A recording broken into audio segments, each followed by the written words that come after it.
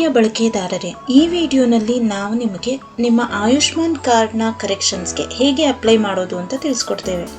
ಮೊದಲಿಗೆ ನಮ್ಮ ಪೋರ್ಟಲ್ಗೆ ಲಾಗಿನ್ ಆಗಿ ಗವರ್ನಮೆಂಟ್ ಸರ್ವಿಸಸ್ನ ಕ್ಲಿಕ್ ಮಾಡಿ ಆಯುಷ್ಮಾನ್ ಕರೆಕ್ಷನ್ಸ್ ಅನ್ನೋ ಆಪ್ಷನನ್ನು ಸೆಲೆಕ್ಟ್ ಮಾಡಿ ಅಪ್ಲಿಕೇಶನ್ ಫಿಲಪ್ ಮಾಡಬೇಕು. ಕರೆಕ್ಷನ್ ಟೈಪ್ನಲ್ಲಿ ಬಂದು date of birth, address, photo, mobile number ಇದರಲ್ಲಿ ಯಾವ್ದು ಕರೆಕ್ಷನ್ ಆಗಬೇಕಾಗಿದೆಯೋ ಆ ಆಪ್ಷನನ್ನು ಸೆಲೆಕ್ಟ್ ಮಾಡಿ. ನಂತರ ಅಪ್ಲಿಕೆಂಟ್ ನೇಮನ್ನು ಎಂಟರ್ ಮಾಡಿ. ಇದಾದ ನಂತರ ನಿಮ್ಮ ಅಪ್ಲಿಕೆಂಟ್ನ ಆಧಾರ್ ನಂಬರನ್ನು ಎಂಟರ್ ಮಾಡಿ. ನಂತರ ಅಪ್ಲಿಕೆಂಟ್ನ ಮೊಬೈಲ್ ನಂಬರನ್ನು ಎಂಟರ್ ಮಾಡಿ. ಇದಾದ ನಂತರ ನಿಮ್ಮ ಅಪ್ಲಿಕೆಂಟ್ನ ರಿಲೇಶನ್ಶಿಪ್ ವಿತ್ ಫ್ಯಾಮಿಲಿ ಹೆಡ್ನ ಸ್ಟೇಟಸ್ ಅನ್ನು ಅಪ್ಲೋಡ್ ಮಾಡಿ. ನಂತರ ಅಪ್ಲಿಕೆಂಟ್ನ ಡೇಟ್ ಆಫ್ ಬರ್ತ್ ಅನ್ನು ಎಂಟರ್ ಮಾಡಿ.